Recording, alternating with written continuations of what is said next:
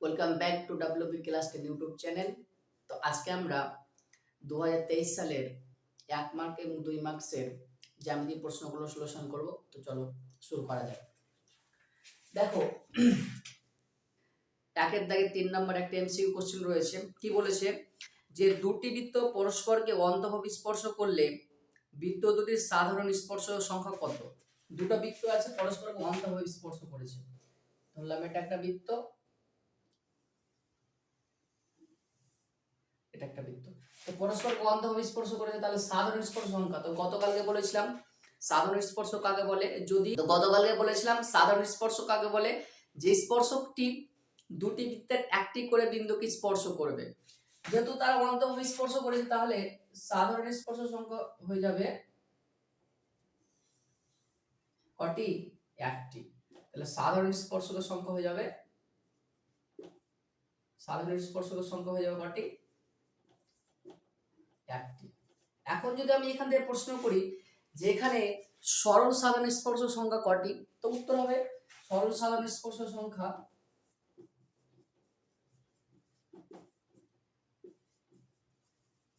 স্পর্শক হয়ে যাবে একটি। কেন বলতো?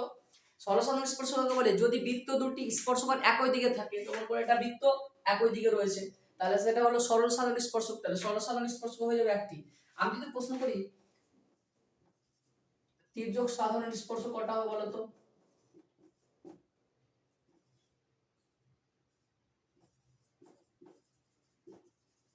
কটা হবে বলতো? 0টি। কেন বলতো? তির্যক সাধারণ স্পর্শ কাকে বলে? যদি দুটি বৃত্ত স্পর্শক উভয় দিকে থাকে তখন তাকে তির্যক সাধারণ স্পর্শক বলে। যেহেতু বৃত্ত দুটো একই দিকে রয়েছে, তাহলে সেটা তির্যক সাধারণ স্পর্শক নয়। তাহলে এখানে তির্যক কোন সাধারণ স্পর্শক পাওয়া যাবে না। তাহলে আমরা কি বুঝলাম? দুটি বৃত্ত পরস্পরকে অন্তঃভাবে স্পর্শ করলে সাধারণ স্পর্শ সংখ্যা হবে একটি, সরল সাধারণ স্পর্শ সংখ্যা হবে একটি, এবং কোন তির্যক সাধারণ স্পর্শক পাওয়া যাবে না। ওকে, চলো দেখো তারপরের প্রশ্ন। 2-4 নম্বর প্রশ্নটা কি বলেছে? কোণ এ এবং কোণ বি কোণ দ্বয় পূরক হলে কোণ এ এবং কোণ বি এর মান কত? যেহেতু পূরক কোণ বলে দিয়েছে, কোণ এ প্লাস কোণ বি পূরক কোণ বলেছে, তাহলে দুটো কোণের সমষ্টি কত হবে? 90 ডিগ্রি। যদি পূরক কোণ বলে তাহলে হয়ে যাবে কত ডিগ্রি? 90 ডিগ্রি। আর যদি সম্পূরক কোণ বলে, তাহলে কোণ এ প্লাস কোণ বি সমান 180 ডিগ্রি হয়ে যাবে, যদি সেটা সম্পূরক কোণ হয়।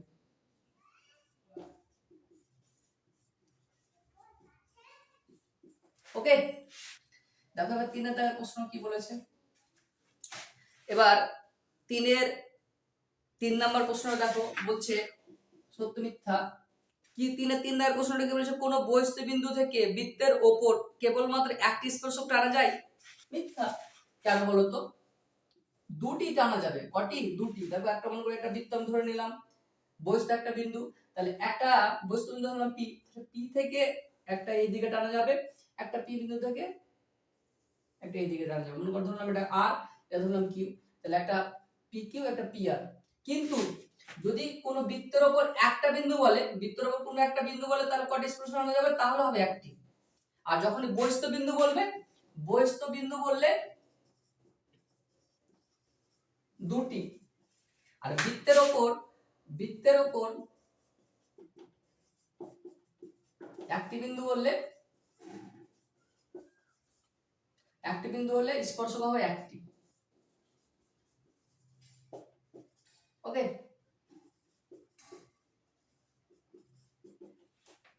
বৃত্তের মানে বহিঃস্থ একটি বিন্দু যদি হয় তাহলে স্পর্শক হবে দুটি, আর বৃত্তের উপর কোনো যদি একটি বিন্দু হয় তাহলে স্পর্শক হবে একটি। ওকে, আই বুঝতে পেরেছো? তো এখান থেকে 1 মার্কের প্রশ্নগুলো শেষ হলো। এবার 2 মার্কসের প্রশ্নগুলো দেখো। একটি বৃত্তের এ বি এবং সিডি দুটি জ্যা, বি এবং সিডি কে বর্ধিত করলে পরস্পর পি বিন্দুতে ছেদ করে। আচ্ছা, যা বলেছে লিখে নিই। মনে করো একটা বৃত্ত বলেছে যার দুটো জ্যার কথা বলেছে, এ বি এবং সিডি দুটি জ্যা, এবং বি এ এবং ডিসি বর্ধিত করলে, বি এ এবং ডিসি, তার মানে বি বিন্দুটা এদিকে ধরে নিলাম আমি, আর ডিসি, তাহলে বি এ কে যদি আমরা বর্ধিত করি এবং ডিসি কে যদি আমরা বর্ধিত করি, তাহলে তারা পরস্পরকে পি বিন্দুতে মিলেছে। মনে করে বর্ধিত করতে লাগলাম, বর্ধিত করলাম, তাহলে পি বিন্দুতে মিলিত হয়েছে। তাহলে বিএ এবং ডিসি বর্ধিত করে পি বিন্দুতে মিলিত হয়েছে। এবার আমাদের প্রমাণ করতে কি বলেছে, কোণ পিসিবি পিসিবি তার মানে এখানে একটা দাগ কাট মিলাতে হবে, পিসিবি তার মানে এই কোণটা সমান কি দেখাতে বলেছে, কোণ পিএডি পিএডি পিএডি তার মানে এই কোণটা, তার মানে এ কোণ আর সি কোণকে আমাদের দেখাতে হবে সমান। ওকে, তো আমরা যা বলেছে আমরা করে নিই। প্রদত্ততে কি বলেছে, ধরি প্রদত্ততে কি বলেছে, এবি ও সিডি দুটি যে বিএ ও ডিসি কে পি বিন্দু পর্যন্ত বর্ধিত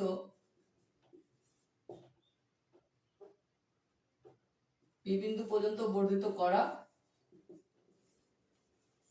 হলো। ওকে, আমাদের প্রমাণ করতে কি বলেছে, প্রমাণ করতে হবে যে, আমাদের প্রমাণ করতে কি বলেছে, কোণ পিসিবি সমান কোণ পিএডি, মানে সি কোণ মানে পিসিবি সমান পিএডি আমাদের প্রমাণ করতে বলেছে। প্রমাণ আমি কি বলতে পারি না, কোণ বিসিডি মানে এই কোণটার কথা বলছি, বিসিডি মানে এই কোণটার কথা বলছি, সমান কোণ বিএডি এই কোণটা। তাহলে বিসিডি সমান কোণ বিএডি, কেন, কারণ হচ্ছে একই বৃত্ত অংশস্থ বৃত্তস্থ কোণ। ওকে, এবং আমরা একটা কন্ডিশন জানি যে কোন একটা রেখার ওপর বা কোন একটা সরলরেখার ওপর একাধিক যদি রশ্মি আগত হয় তাহলে তারা পরস্পর কত ডিগ্রি কোণ উৎপন্ন করে, 180 ডিগ্রি। আমি যেটা বলতে চাইছি, একটা সরলরেখা রয়েছে, তার উপরে যত তুমি রশ্মি নাও না কেন একটা নির্দিষ্ট বিন্দুর উপর, আমরা কি জানি যে কোন একটা রেখার ওপর যদি একটা নির্দিষ্ট বিন্দুতে একাধিক রশ্মি আসে তাহলে তারা টোটাল কত ডিগ্রি কোণ উৎপন্ন করে, 180 ডিগ্রি। ওকে, এটা তো আমরা জানি। এবার দেখো যে পিডিটাকে সরলরেখা ভাবো এবং তারপর বিটা রশ্মি ভাবো, তাহলে এই যে এ পারে যে পিসিবি কোণ আর হচ্ছে বিসিডি কোণ সমান হচ্ছে 180 ডিগ্রি। তাহলে আমি কি সরাসরি ডাইরেক্ট লিখে দিচ্ছি পিসিবি কোণ, আমি কি লিখতে পারি না, কোণ পিসিবি সমান 180 ডিগ্রি মাইনাস এ পারের ডি কোণটা মানে বিসিডি কোণ, পারি কি পারি না লিখতে বলো? হ্যাঁ, অবশ্যই পারি। আবার তো পিটাকে একটা সরলরেখা ভাবো এবং এডি তার উপর একটা রশ্মি, তাহলে আমি লিখতে পারি না কোণ পি এডি সমান 180 ডিগ্রি মাইনাস কোণ বাকি কোণটা, বাকি কোণকে ভাই বিএডি বিএডি মানে বিএডি তার মানে এপারের কোণটা, হ্যাঁ কি না? আবার দেখো বিসিডি সমান বিএডি, তাহলে কি আমি এটাকে লিখতে পারি না, আমি তাহলে এই জায়গাতে আমি এটা লিখতে পারি না যে এটাকে 1 নাম্বার দিলাম, এটাকে যেহেতু কোণ বিসিডি সমান বিএডি তাহলে আমি কি লিখতে পারি না যে কোণ পিএডি সমান 180 ডিগ্রি মাইনাস কোণ বিসিডি, যেহেতু দুটো কোণ সমান। ওকে, এটা আমি 2 নাম্বার ধরলাম। ওকে, এ পর্যন্ত আগে বুঝতে পেরেছো? পরের অংশ দেখো, 1 নং এবং 2 নং সমীকরণ তুলনা করে আমরা লিখতে পারি না, যেহেতু তার ডান পক্ষ দেখো, ডান পক্ষটা এক রয়েছে তাহলে বাম পক্ষগুলো সমান হয়ে যাবে, তাহলে তুলনা করে আমরা লিখতে পারি না কোণ পিসিবি সমান কোণ পি এ ডি, এটা তো প্রমাণ করতে বলেছো, প্রমাণিত। ওকে, এটা তো প্রমাণ করতে বলেছিল, কইব পিসিবি সমান করেছে পিএডি। ওকে, আই বুঝতে পেরেছো। এবার 4 এর 6 নাম্বারটা দেখো। 4 এর 6 নাম্বারটা কি বলেছে, ত্রিভুজ এবিসি এর এসি এবং বিসি বাহু দুটি যথাক্রমে এল এবং এম বিন্দুতে। 4 এর 6 নাম্বারটা কি বলেছে, ত্রিভুজ এবিসি এর এসি এবং বিসি দুটি বাহুর ওপর যথাক্রমে এল এবং এম দুটি বিন্দু এমন ভাবে অবস্থান করে যাতে এল এম সমান্তরাল এবি। ওকে, এবং মানগুলো পরে লিখছি। তাহলে একটা এবিসি ত্রিভুজ ছিল, ওকে, যার এবি সমান্তরাল বলেছে এল এম, তাহলে এটা সি বিন্দু হয়ে যাবে এল এম। ওকে, এটা তো বলেছে এল এম সমান্তরাল এবি। আচ্ছা, ত্রিভুজ এবিসি এর এল এম সমান্তরাল এবি হলে থ্যালাসের উপপাদ্য থেকে আমরা বলতে পারি কি বলতো, যে সিএল বাই এএল সমান সিএম বাই বিএম। মানগুলো কি আছে বলো এবার, মানগুলো কি আছে, এএল এএল এএল সমান আছে x - 2, এএল সমান আছে x - 2। তারপর এসি এসির মান হলো 2x + 3, এসি মানে টোটালটার মান হচ্ছে 2x + 3। ওকে, আর কি বলেছে, বিএম এর মান হচ্ছে x - 3, বিএম এর মান হচ্ছে x - 3। আর আর বিসির মান হচ্ছে 2x, বিসি মানে টোটালটার মান হচ্ছে 2x। তো বলেছে x এর মান কত। ওকে, তো দেখো আমি বোথ সাইড 1 যোগ করে নিচ্ছি।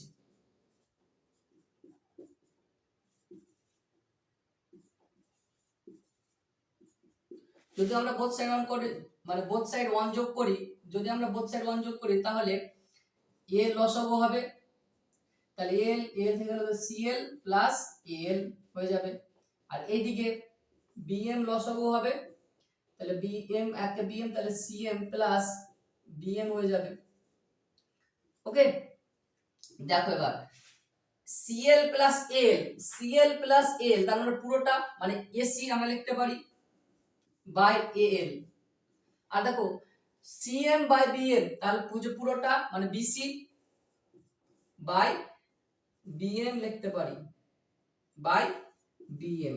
ওকে, দেখো এবার পরে এখানে দেখো মানগুলো বসে নি। এসি এর মান হচ্ছে 2x + 3, এল এর মান কত x - 2, বিসি এর মান কত, টোটালটার মান হচ্ছে 2x, আর বিএম এর মান কত x - 3।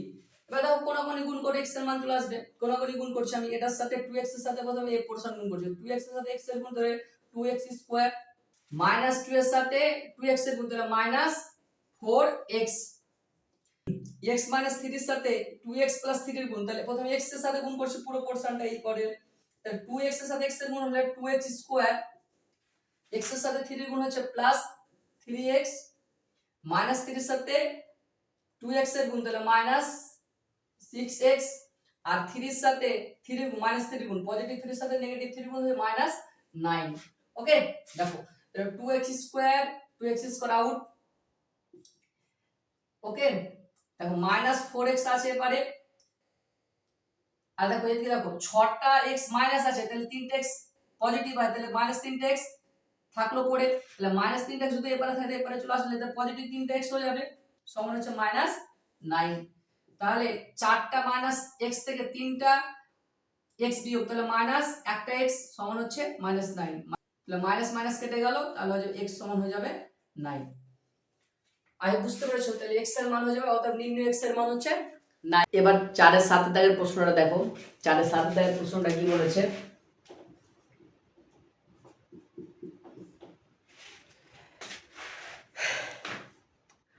দুটি বৃত্ত পরস্পরকে সি বিন্দুতে বহি স্পর্শ করে। ধরে নিলাম এটা একটা বৃত্ত,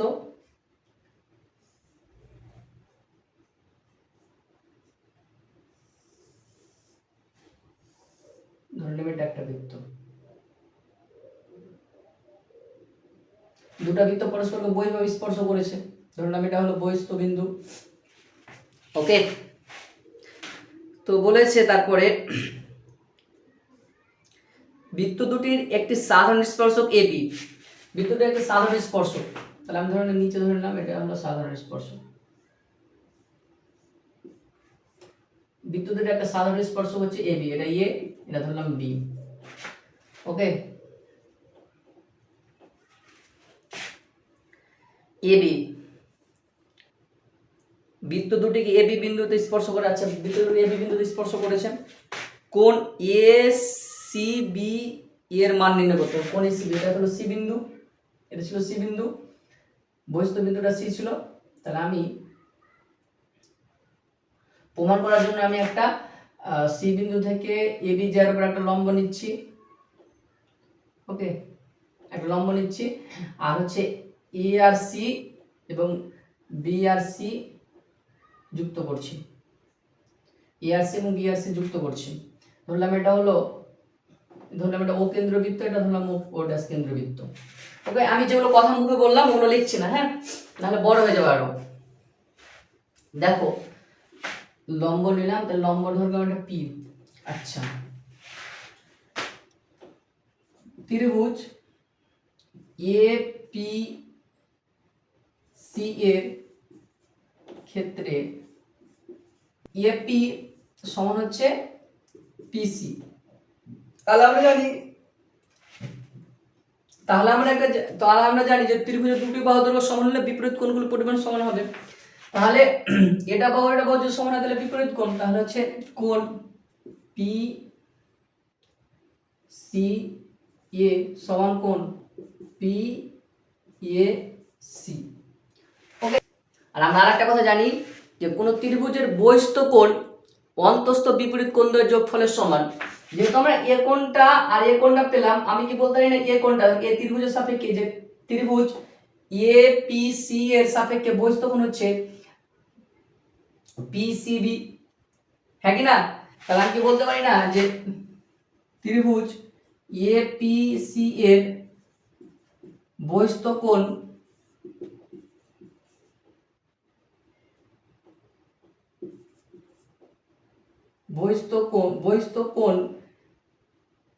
সিপিবি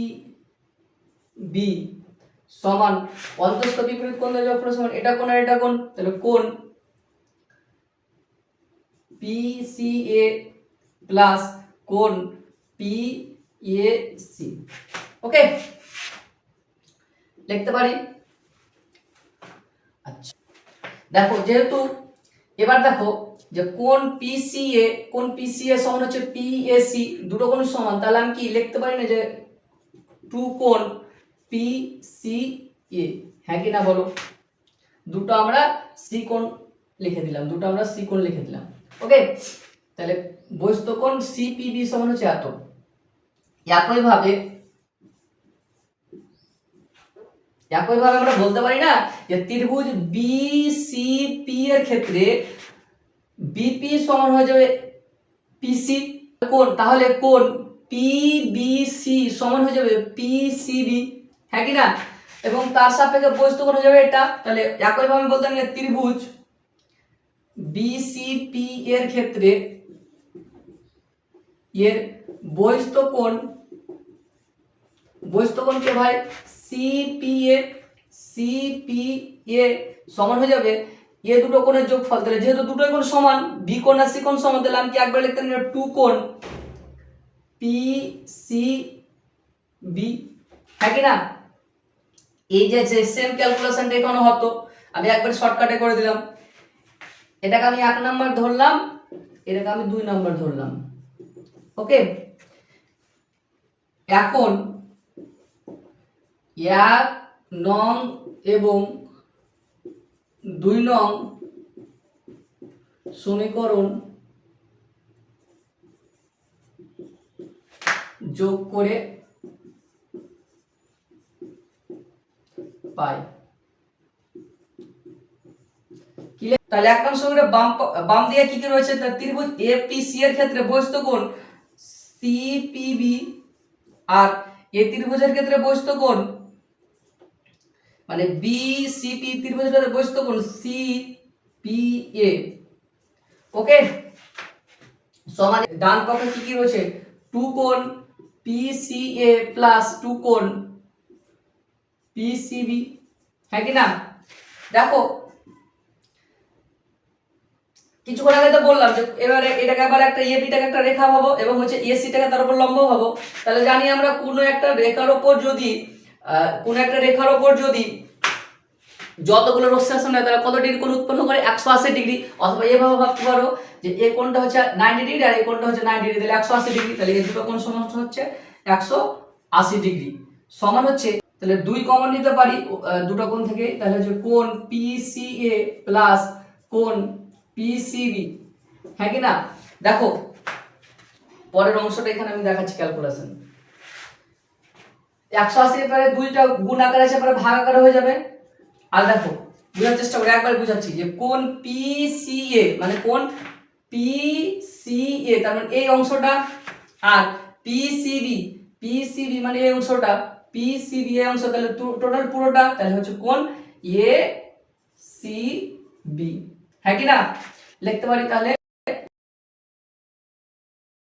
কোণ এ সি বি। তো আমাদের তো কোণ কত এটা বলেছে যে কোণ এ সি বি এর মান কত? তাহলে কোণ এ সি বি এর মান হচ্ছে 90 ডিগ্রি। ওকে, আর বুঝতে পেরেছো? তো আজকে আমাদের 2023 সালের কোশ্চেন 23 সালের জ্যামিতিক কোশ্চেনগুলো সলিউশন হলো 1 মার্কসের এবং 2 মার্কসের। তো নেক্সট আসবে 2024 সালের কোশ্চেন। তো সবাই তোমাদের বন্ধুদের মাঝে চ্যানেলটা শেয়ার করো এবং সাবস্ক্রাইব করে পাশে থাকো। নেক্সট ভিডিও খুব শীঘ্র আসছে। ওকে, বাই।